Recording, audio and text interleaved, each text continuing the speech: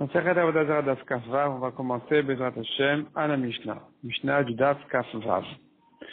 Bat Israël, lot yaled et avodet kochavim, une juive n'a pas droit, une sage femme juive n'a pas droit de venir faire accoucher une goya, mipnei shem yaledet ben avodet kochavim, car le bébé qui va naître, elle est en train finalement maintenant de faire naître un bébé, un fils qui va grandir pour faire Avodat Zarah.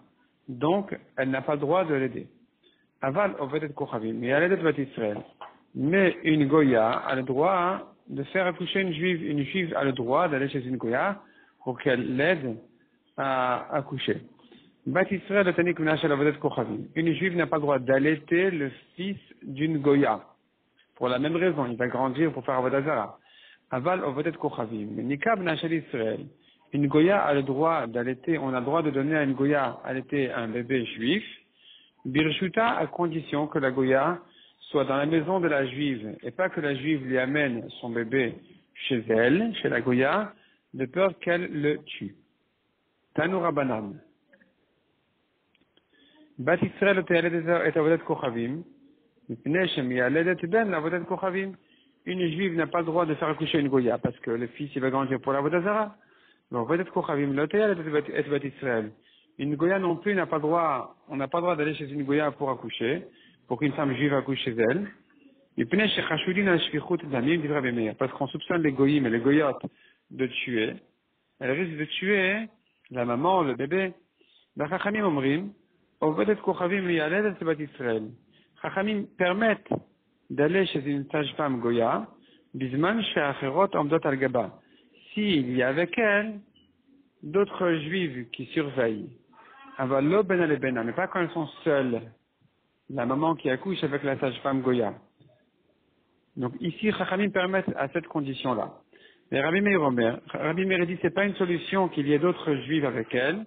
Afilu acharot amdot al gaba, nami, même s'il y a d'autres personnes, d'autres juifs, d'autres femmes qui sont avec elle, namilo, c'est aussi interdit. Les imnin de manchale yada aputa. Des fois, elle va appuyer sur le front, sur la tête du bébé, à un endroit où ça risque de le tuer. V4 l'allée, la goya elle va comme ça tuer le bébé, mais l'homme itrazi, et personne ne saura accuser la sage-femme goya, elles vont croire toutes qu'il est né comme ça. Comme l'histoire d'une femme qui a dit, une goya qui a dit à son ami, Molda Yudayata, bat Molda Yudayata, elle a insulté une goya à une autre goya. Elle a insulté en lui disant, voilà, toi tu es une sage-femme de juive, fille de sage-femme de juive. Amrala, elle lui a répondu, la goya sage-femme, Nefishin bishta dai iteta, elle a insulté la première goya en lui disant que les malheurs qui vont te rencontrer soient aussi nombreux des kamashpil naminayu, que le nombre de bébés que j'ai tués chez les juifs. Des kamashpila minayudma qui oufia des nahara. J'ai versé du sang de chez les bébés juifs autant que la mousse du fleuve. Donc tu vois qu'elle peut discrètement tuer le bébé sans qu'on le sache. C'est pour ça que Rabbi Meir interdit d'aller chez une sage-femme goya, même si à côté d'elle des juives. Les Rabbanan, Chachamim, qu'est-ce qu'ils répondent à ça? Amroulé, lohi. C'est faux. C'est faux de dire qu'elle a vraiment tué des bébés juifs. Cette sage-femme goya, elle s'est vexée de l'autre qui l'avait insulté. Alors elle lui a répondu une réponse qui n'était pas vraie. Comme si elle avait tué les bébés juifs. Mais en réalité, c'est pas possible. Parce que s'il y a des femmes à côté, alors on ne craint pas, puisqu'elle sait, elle est consciente qu'on la soupçonne de tuer, la goya, alors elle fait attention. Puisqu'elle sait que les femmes la surveillent, elle fait attention. Donc, finalement, selon Rabbi Meir, c'est interdit dans tous les cas. Selon Chachamim, c'est permis s'il y a d'autres femmes juives à côté. Ces choses-là, c'est à la halachot, là, en fait, il faut savoir que les halachot où on craint que le goy tue le juif et tout ça, à chaque époque, il faut revérifier selon les conditions où on se trouve. C'est-à-dire, théoriquement, c'est sûr que les Chachamim ont dit et ont connu la nature du goy. Mais des fois, le goy, il fait attention parce qu'il a peur de se faire attraper. Donc il se peut que dans certaines conditions, s'il a peur de perdre son métier, il a peur de perdre son argent, sa liberté ou n'importe quoi, si on risque de le traîner en justice et qu'il y a des preuves, il y a des caméras et tout ça, alors dans certains cas, il se peut que on ne craint pas pratiquement.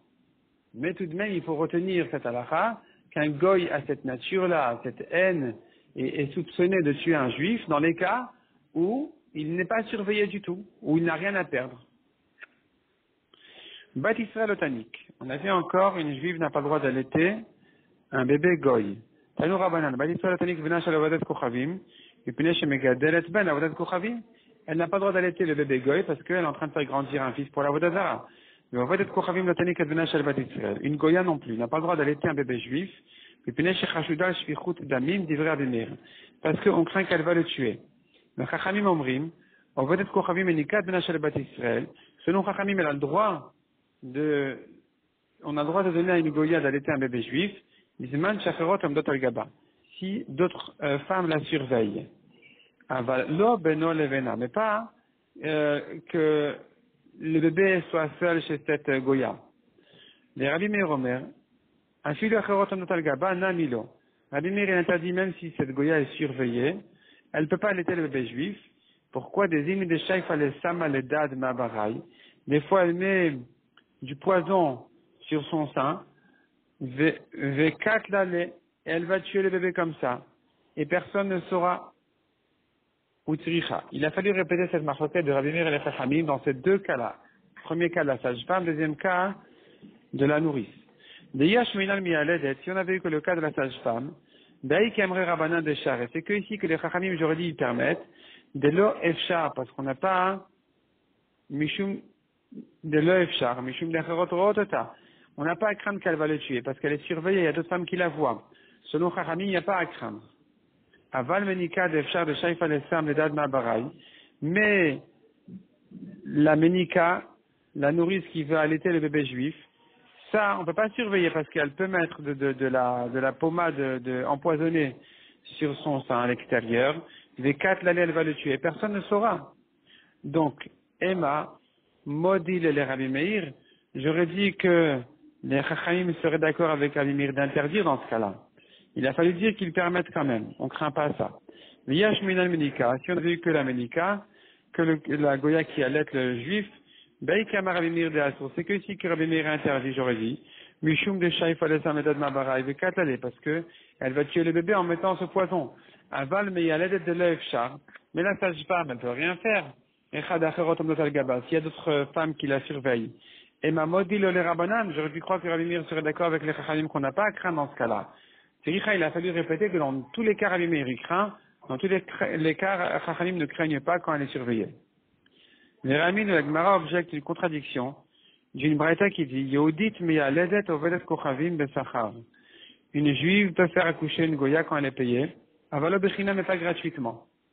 Notre Mishnah pourtant interdit. Elle a dit, elle est en train de faire maintenant naître un bébé pour la Avodah Zara, un fils de la Avodah Zara. Répond la Gemara Rav Yosef, Besachar Share Mishumeva. Il répond à Rav Yosef qu'en réalité, même notre Mishnah serait d'accord, que si elle est payée, la sage-femme juive, elle a le droit de faire accoucher la Goya, pour ne pas qu'il y ait de haine entre les juifs et les goïms. Que la Goya, elle invite la sage-femme juive, et la juive, elle ne veut pas venir. Ça va faire des problèmes. Donc si elle est payée, on va lui permettre, mais gratuitement, elle pourra dire, écoute, moi je ne travaille pas gratuitement. Ça va Rav Yosef le même art. Rav Yosef pensait dire que faire accoucher une goya quand la juive elle est payée, même pendant Shabbat, ce serait permis. Mishum Eva. Sinon, ça va faire des disputes. Ça va mettre de la haine entre les goyim et les juifs. Voilà, la goya elle va dire, pourquoi chez ta voisine juive, ton amie juive, tu vas la faire accoucher Shabbat. Et tu crains pas Shabbat, et chez moi tu viens pas. Alors si c'était gratuit, si la goya a demandé à la juive de venir gratuitement, la juive aurait pu lui répondre, écoute, c'est Shabbat, c'est férié, je travaille pas. Mais, enfin, c'est pas que je travaille pas, pardon, c'est que, non, pas c'est Shabbat, c'est férié. Elle pourrait lui dire, je viens pas gratuitement. Mais si la goya, elle veut la payer, alors elle n'a plus d'excuses. Et donc il y aura un problème ici de Eva, de haine. Donc, on devrait lui permettre de venir. Amal Abaye, Abaye répond à Yosef, il dit non. Yachla le Memarla, elle peut quand même s'en sortir. Elle peut lui dire, Didan de Mintere Shabta, chez nous, qu'on garde Shabbat, Mechalelinan Alayu. On peut faire un chilul Shabbat pour faire naître un bébé qui va grandir et qui va garder Shabbat. Par contre, Didrou de l'homme Mintere Shabta, vous, les goïms, qui ne gardez pas Shabbat, alors, le Mechalelinan, ça ne justifie pas un chilul Shabbat. C'est-à-dire, le calcul ici n'est pas entre juif et goy. Le calcul, il est uniquement Shabbat pour Shabbat. J'ai le droit de faire un chilul Shabbat pour faire naître un enfant qui va garder Shabbat quand il sera grand. Mais, un enfant qui ne va pas garder Shabbat quand il sera grand, comme chez vous les goyim, alors, je ne peux pas faire un chilul Shabbat si je gagne pas en échange des Shabbatot de l'enfant qui va grandir. Et donc cette excuse-là, ce prétexte-là, il pourra s'entendre chez la Goya, il n'y aura pas de haine. Shavar Rav Yosef le Memar. Anouke Betsachar Cher et Mishumeva. Rav Yosef pensait dire, il serait permis à une juive d'allaiter un bébé goy quand elle est payée, pour ne pas qu'il y ait de haine. La maman, elle va lui dire, ah bon, tu as allaité les bébés juifs, et chez moi je ne prends pas mon bébé, ça va faire des problèmes. Amar le Abaye. Abaye lui a dit à Rav Yosef, Yachla le Nemar, elle peut toujours lui dire, Ipnuyahi Deina le Inesuve. C'est-à-dire, la nourrice peut dire, dans le cas où cette femme-là, la nourrice, elle est libre, elle n'est pas mariée, elle peut dire à la Goya, je ne veux pas maintenant prendre un bébé à allaiter, car je veux me marier. J'aurais du mal à trouver un mari quand je suis engagé d'allaiter un bébé. Donc, je refuse. Je refuse. C'est un prétexte qui va s'entendre. I eshetishi, si c'est une femme mariée, elle peut toujours lui dire, Lokamidan avec Gavra. Je ne veux pas maintenant me rabaisser aux yeux de mon mari, de prendre un bébé étranger pour l'allaiter à la maison, ça va le déranger, donc je refuse. Ça, à nouveau, c'est un prétexte qui s'entend, une excuse qui s'entend. Ça va Rav Yosef le même. Rav Yosef pensait encore dire, la Braïta qui dit, les goyim et les bergers de moutons, le ma'alin velo moridin, quand ils sont tombés dans un puits qui vont mourir, on n'a pas à les remonter de là-bas pour les sauver. Les goyim, parce que c'est des ovdei kochavim, des ovdei zara, et les bergers parce que c'est des voleurs. En général, ils vont faire paître les moutons dans les champs des autres. Donc, tu n'as pas la mitzvah de le sauver. Tu ne le sauves pas du puits. Velo moridin, mais tu n'as pas le droit non plus de le jeter dans le puits pour le faire mourir. Rav Yosef pensait dire dessus, Asuke Besachar, il serait permis de le remonter quand il est payé, Mishum Eva, pour éviter la haine. Parce que le goy va dire, les goyim ils vont dire, les juifs ils remontent, ils sauvent les juifs de la mort, ils ne sauvent pas les goyim de la mort. Donc si maintenant c'était un travail gratuit, ils vont pas dire ça. Mais si on lui proposait un salaire pour sauver le goy du puits, et que le juif y refuse, ça va très mal passer. Donc Rav Yosef pensait autoriser. Amar le Abaye. Abaye a dit à Rav Yosef, non, ici aussi, il a toujours une excuse à dire. Yachol Omarlo, le juif peut dire au goy, c'est-à-dire le goy qui demande au juif, mais sauve-moi, sors-moi de là.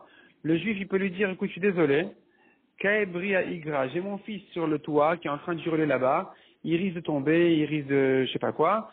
Je suis obligé maintenant de monter sur le toit pour le sauver.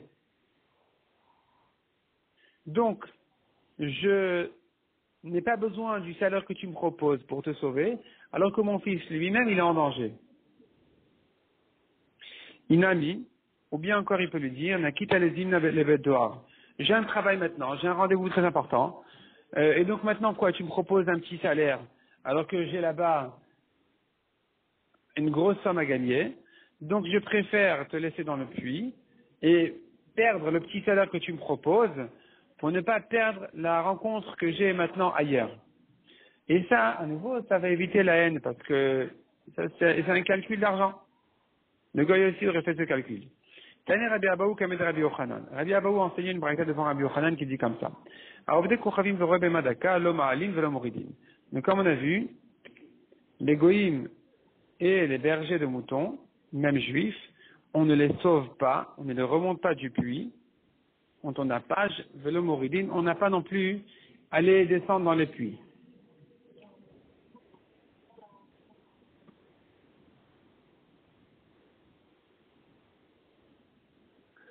Aval. Donc, en tout cas, nous voyons ici déjà, selon la Gemara ici, qu'on n'a pas le droit de tuer un goy. Tosfot pose ici une question, Tosfot tout en haut.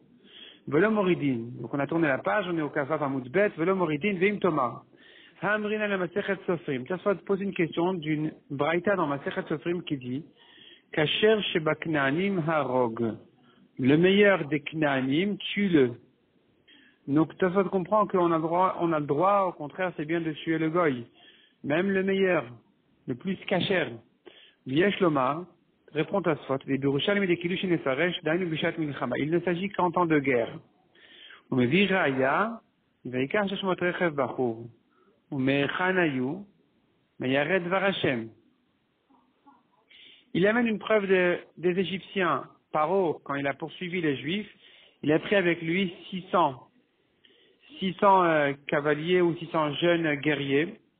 Alors que ces 600 guerriers-là, qui étaient-ils? Ils faisaient partie de ceux qui craignaient Hachem. Comme on voit dans les psukim, que ceux qui ne craignaient pas Hachem ont été massacrés par la grêle.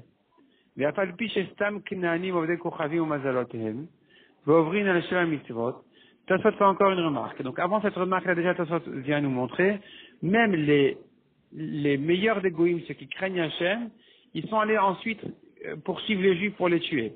Donc s'il n'y a pas de confiance chez les goïms, même le meilleur, tu peux le tuer en temps de guerre parce qu'ils sont tous dangereux. Tosfot revient à faire une remarque, mais les goïms en général, Stam Knaanim, Ovdei Kochavim ou Mazalotem, en général les goïms, ils font Avodah Zara, Ve'ovrin al Shel mitzvot. Ils transgressent les 7 mitzvot des Bnei Noach. Et un goy qui a fait une azera dans sa vie, de 7 mitzvot, il est chayav mita. Il suffit qu'un goy prenne un mouchoir sans permission de son ami, pour qu'il soit chayav mita. Il a volé même moins qu'une prouta, il est chayav mita. Chez le goy. Répond à ça Mikol Makom, en moridin. Ce n'est pas quand même une raison de le descendre au puits, mais Rabbi Nebekra les terres adirtiv, vaya lechalamas, va vaducha. On voit d'un passage qu'on n'applique pas cette halakha pratiquement de le tuer comme ça. Revenons à la Gemara.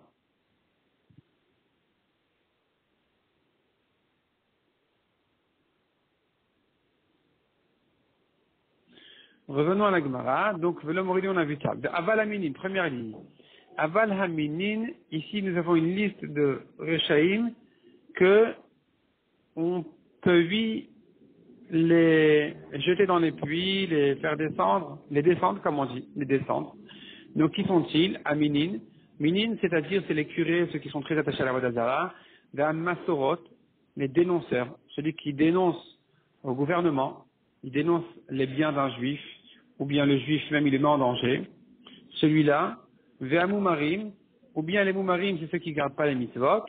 Hayum moridin velo ma'alin. On les descendait, on ne les remontait pas. Quand ils étaient en danger, on ne les sauvait pas. Un marlé, un ishoné, alors ça c'était la braïta que disait Rabbi Abaou devant Rabbi Yochanan.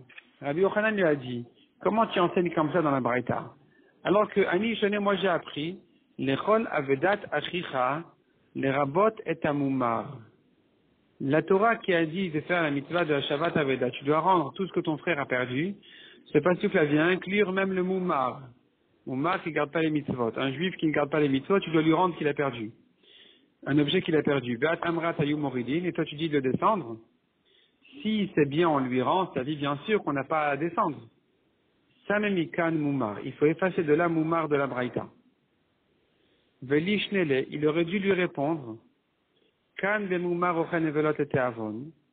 Il faut distinguer entre deux moumarim. Un moumar qui mange à son appétit des nevelot, pas cachère. Celui-là, on peut encore le sauver. Celui-là, il faut lui rendre il faut lui faire un Shabbat Aveda, et on n'a pas à le descendre. Par contre, kan de moumar ochen evelot lachis. Un moumar qui fait ça pour mettre Hachem en colère, celui-là, qui fait l'achis pour mettre en colère, eh bien, on le descend. Répond la Gemara. Kassavar ochen nevelot lachis minhu. Il voulait pas distinguer comme ça en disant il y a un moumar que tu peux descendre, il s'agit du moumar qui fait ça l'achis, sans profit, sans intérêt, sans plaisir personnel, il fait quand même la vérote, celui-là qui fait exprès de faire la véra, alors on ne l'appelle de toute façon plus moumar, on l'appelle déjà mine, comme quelqu'un qui est attaché à la vodazara. Donc la braïta qui te dit que le moumar on le descend, finalement tu ne peux plus l'interpréter. C'est pour ça qu'il a fallu effacer le mot moumar de la braïta. Itmar, l'Egmar nous ramène sur le moumar une marloquette. Moumar, pli gebar, avacha de Ravina, ils sont en marloquette, avacha et Ravina sur le statut du moumar. Chadamar le teavon, moumar, l'achis, min have. Un des deux, Ravacha et Ravina, il distingue entre un juif qui fait d'averot à son appétit, pour son intérêt personnel, on le considère comme un moumar uniquement. Mais s'il fait ça sans intérêt personnel, il fait exprès, celui-là il est mine, il a un statut de mine qui est plus grave. Vechadamar, et le deuxième il dit non, un fil l'achis nami moumar, même celui qui fait l'achis, qui fait exprès l'averot, sans intérêt, sans profit, on le considère quand même que comme un moumar tant qu'il n'est pas attaché à la vodazara. Et la Ezeoumine, qui est celui qui a un statut de mine, Ze'oved et il est Kochavim, c'est celui qui fait Vodazara. Mais tu veux la Gemara objecte, Achal par Oshechad, la touche Echad, à Rezemouma, la Bretagne dit comme ça, un juif qui a mangé des moustiques, des insectes, c'est un moumar, Ve'achad et la Chisou, ici, il fait pas ça, à son appétit. C'est pas très appétissant, disons. Il fait ça, l'achis, il fait exprès, pour faire une avéra. Donc, Tane moumar, tu vois qu'on ne l'appelle que moumar, on n'appelle pas mine. C'est une preuve pour celui qui dit moumar, objection pour celui qui dit que celui qui fait l'achis, c'est un mine. Répond la Gemara, qui t'a dit qu'il fait exprès? Hatam bel mitam tama de isura. Celui qui a mangé, c'est ces moustiques-là, qui t'a dit qu'il fait ça exprès pour faire une avéra? Peut-être que le pauvre, il n'a jamais goûté de sa vie, chez ses parents, des moustiques. Toujours Shabbat, on servait de la viande, cachère, des légumes, des ceci, cela. Et toujours, ils se demandent, mais peut-être que les moustiques, c'est peut-être délicieux. Ça peut être un délice. Il faudrait les goûter un jour, non? Et donc, le jour où tu le vois manger des mouches, des moustiques, des fourmis, toutes sortes de choses très intéressantes, je ne sais pas s'il fait exprès pour faire la vodazara. Il fait ça peut-être par curiosité. Et sa curiosité fait de lui un moumar, l'été avon. Il fait ça à son appétit, à son intérêt. Donc, il ne peut pas le considérer comme un leachis. On raconte qu'une fois, le Beth Alevi a rencontré à Tisha B'Av un pauvre juif dans un restaurant qui mangeait tranquillement. Je pense que c'était le Beth Alevi. Et le Beth Alevi, en le voyant, il lui souhaite bon appétit. Et alors, le rachat lui dit, bon appétit, ah bon, tu dis ça, tu as peur de moi, donc tu veux me féliciter, genre, pour ne pas me montrer que tu protestes, que tu m'en veux ou quoi. Le tzaddik lui a répondu non, pas du tout. C'est parce que je te souhaitais d'être un moumar l'été avon plutôt que les achis. J'ai souhaité que la vera que tu fais ne soit que à ton appétit et pas pour faire exprès de me montrer que tu fais des avérotes et que tu n'as pas peur d'Hachem. Auquel cas, ton statut se serait dégradé. Tu serais descendu de l'été avon à l'achis. Donc c'est pour ça que je souhaite un bon appétit, au moins que tu le passes à ton appétit et que ta vera soit un peu moins grave. Revenons dans la Gemara à Marmar. Hayu moridin, avaloma alin. On a vu que ces grands méchants-là, on les descend et on ne les remonte pas. La Gemara demande, mais évidemment, ashta achut et martinan. Si tu dis qu'on les descend, évidemment qu'on ne les remonte pas. Asukamibai, c'est la peine de dire qu'on ne les monte pas des puits. Amar avesef bacham amarav shechet. L'onitzecha, quand on te dit on les monte pas, c'est pas simplement qu'on ne le monte pas et que on l'a pas vu. On continue comme si de rien n'était. Non. C'est plus que ça même. Shimaita malab à bord, megarera. S'il y avait une échelle dans le puits qui aurait pu aider à ces grands réchaïm là de remonter du puits, de sortir de là, alors le juif peut venir prendre l'échelle. Des nakitla est là. Il sort l'échelle du puits. Ve'amar, il dit, je suis désolé, je dois prendre l'échelle ici quelques minutes pour ne pas que mes bêtes descendent dans le puits. Là, j'ai des vaches qui vont passer, elles vont des moutons, ils vont voir l'échelle, ils vont commencer à descendre dans le puits et ils vont tous mourir là-bas. Donc voilà, c'est dommage pour toi et c'est dommage pour eux. c'est dommage pour toi de recevoir une pluie de moutons sur la figure, c'est dommage pour eux qui tombent dans la pluie, donc tu sais quoi, je prends l'échelle à quelques minutes pour ne pas que mes moutons qui vont passer ici, qui tombent dans la pluie. Et après, bien sûr, il oublie de redescendre l'échelle, et l'autre, le rachat, le pauvre, il reste là-bas enterré. Donc Vamar, il dit, L'otechut riyuta il avait, je ne veux pas que mes bêtes descendent sur cette échelle. Rabba Veravesef Amre Tarvayu, Lonitrecha, Rabba Veravesef dit encore un cas, le chiddush serait dans quel cas? Chez Imaïta, Even Alpi Habe'er Mechasa. Mieux que ça.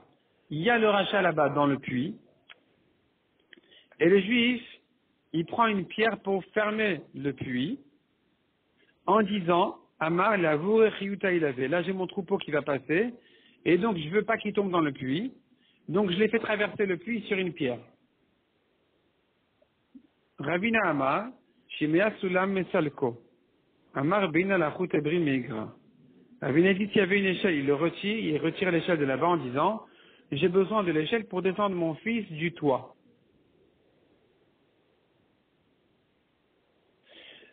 Apparemment, la première réponse de la Gemara, c'était pas une échelle. C'était pas qu'il retire l'échelle pour que ces bêtes ne tombent pas. C'était qu'il y avait une espèce de marche comme ça dans le puits qui permettait de s'appuyer dessus pour monter et descendre. Et ça, donc il la creuse, il l'annule de manière à ce que ces bêtes ne descendent pas, ne tombent pas. Donc c'est ça le chiddush qu'on te dit. Ces réchaïm là, on les descend et on ne les monte pas du puits. C'est pas uniquement qu'on ne vient pas les aider pour les remonter, mais on peut même les empêcher de remonter. Le Chazon Ish dit qu'aujourd'hui de notre temps, on ne peut pas appliquer cette halakha qui dit de descendre les réchaïm, mais pas les sauver. Parce qu'à l'époque, les réchaïm étaient peu nombreux, et donc quand tu les descends, tu répares la communauté, tu élimines les grands réchaïm et les mauvaises influences. Mais aujourd'hui où c'est malheureusement pas le cas, on n'en est pas ici à éliminer quelque peu de réchaïm de manière à nettoyer la communauté. On n'en est pas là, malheureusement. Donc ici, si on fait une chose pareille, de les descendre, ne pas le remonter, tout ça, ça va faire l'effet contraire. Ça va pas réparer, nettoyer la communauté. Au contraire, ça va faire de nous des gens, des bandits, des gens vulgaires. Et donc, on ne peut pas aujourd'hui appliquer cette halakha. Tanoura Banan. Revenons à la Gemara Tanoura Banan. Israël manet oved kochavim le shum ger. Un juif peut circoncire un goy pour le convertir. La fouke le shum morna de l'eau. Mais si c'est que le goy, si c'est pour pour guérir le goy a une espèce d'insecte sur son membre et le juif doit le circoncire pour le guérir, ça il n'a pas le droit. Comme on a dit, que on n'a pas le droit de le guérir gratuitement. Puisqu'on a vu que concernant les goyim, on a dit on ne les descend pas mais on ne les remonte pas. Donc tu n'as pas le droit de le guérir gratuitement. Revenons à la Gemara. Vovet kochavim lo yamul Israël, mais un goy n'a pas à circoncire le juif. Bon, avant maintenant encore de rentrer dans les détails de la lacha du Moël, de la Mila et tout ça, la Gemara dit déjà, le goy n'a pas le droit de circoncire un juif parce que on craint qu'il va le tuer, dit Rabbi Meir. Chachamim omrim, oved kochavim malet Israël, bisman shacharim omdin al gabo. À nouveau, Chachamim ne sont pas d'accord avec Rabbi Meir et ils disent que si maintenant il y a d'autres qui le surveillent, il y a des juifs qui surveillent le goy qui circoncie le juif, c'est permis. Aval benole benolo. Mais s'ils sont seuls, le juif et le goy, c'est interdit. Le goy n'a pas le droit de circoncire le juif dans ce cas-là. Mais Rabbi Meir Omer Afilu Acherim Omdim Al Gabo Namilo. Selon Rabbi Meir, même s'il y a des juifs qui surveillent, le goy, le médecin goy n'a pas à circoncire le juif. Pourquoi? Sans parler du médecin. Disons, parlons d'un goy habituel, des zimnin, des matzliles sakina. On craint que le goy, il va tourner un peu le couteau, ou mashvele Chofra. Pour abîmer le juif, il va lui couper son membre pour le rendre incapable d'avoir des enfants. Chofra. Mais ça va, Rabbi Meir Oved Kochavim Lo. Ah bon, est-ce que Rabbi Meir pense que un goy, on n'a pas le droit? On n'a pas le droit que le goy vienne circoncire le juif. Mais Raminou, pourtant on a une braïta qui dit Ir Shen Barofe Israël, Viesh Barofe Kuti, Verofe Oved Kochavim. une ville dans laquelle on n'a pas de médecin ici ça veut dire Moël, juif. Il y a un Kouti ou un Goy. Tu peux prendre pour ta Mila, tu as le choix entre un médecin Kouti, on a vu c'était des Goïms qui s'étaient convertis et qui ne gardaient pas entièrement les mitzvot, et tu as le choix entre lui ou un Goy. Qu'est-ce que tu fais? Yamoul Oved Kochavim, Ve'al Yamoul Kouti, livre Rabbi Meir. Il faut choisir le Goy et pas le Kouti selon Rabbi Meir. Rabbi Yehuda Omer, Yamoul Kouti, Ve'al Yamoul Oved Kochavim. Rabbi Yehuda dit le contraire, c'est le Kouti qui va faire la Mila et pas le Goy. Donc nous avons ici une contradiction dans Rabbi Meir, puisqu'on avait vu qu'on ne prend pas un Goy pour la Mila. Or ici, Rabbi Meir il préfère le Goy que le Kouti. Donc tu vois que le Goy on peut lui prendre. Répond la Gemara Hippour. Il faut inverser effectivement dans la Braïta. Rabbi Meir Omer Yamoul Kouti Ve'Loved Kochavim. Selon Rabbi Meir, c'est le Kouti qui fait la Mila et pas le Goy. Rabbi Yehuda Omer Oved Kochavim et le Kouti. Selon Rabbi Yehuda, le Goy et pas le Kouti. Demande la Gemara, bon, on veut savoir Rabbi Yehuda Oved Kochavim Shapir Dami. Est-ce que Rabbi Yehuda il pense que la Mila d'un Goy elle est bonne? Ve'atanya pourtant Rabbi Yehuda il dit pas comme ça. Rabbi Yehuda il dit Rabbi Yehuda Omer, Minayin et Mila Bovet Kochavim Shipsula. D'où je sais qu'un goy qui fait la Mila, c'est pas soul. Je n'ai marre, Vatal Brit Tishmor. Toi, mon alliance, tu garderas. Donc, mon alliance, donc Brit Mila, c'est toi le juif qui doit la garder, et pas le goy. Donc, un goy ne peut pas faire la Mila. Donc, ne me dis pas que selon Rabbi Yehuda, tu prends le goy et pas le kouti. Rabbi Yehuda aussi, il permet pas que ce soit le goy qui fasse la Mila. Pour lui, c'est une Mila Psula. Et là, répond la Gemara, le lam le tipour. Il faut effectivement pas inverser la Braïta. Et comme garder la première version qui disait selon Rabbi Meir tu prends le goy, selon Rabbi Yehuda tu prends le juif. Comment ça se fait que Rabbi Meir il permet de prendre le goy? Berofé mumche. Il s'agit d'un médecin diplômé, reconnu. Comme il a dit Rav Dimi au nom de Rabbi Yochanan, un médecin goy, tu peux te faire soigner chez lui. Pourquoi? Parce qu'il va pas perdre son métier. Il n'a pas intérêt à faire des bêtises. Sinon, il va perdre son métier, il va perdre ses clients. Donc, si tu as un médecin goy, tu peux l'utiliser. Rabbi Meir, dans ce cas-là, ne craint pas qu'il va le tuer. Et donc, la Braïta qui te dit, prends le Moël, prends le médecin goy et pas Kouti, il s'agit d'un cas où le médecin goy est un médecin officiel, diplômé, reconnu. Celui-là, tu peux l'utiliser parce que tu n'as rien à craindre.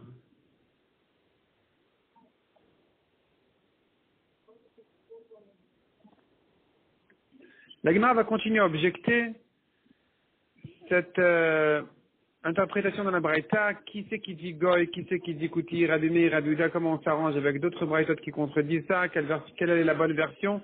On va laisser ça pour le date suivant, Bezrat Hashem.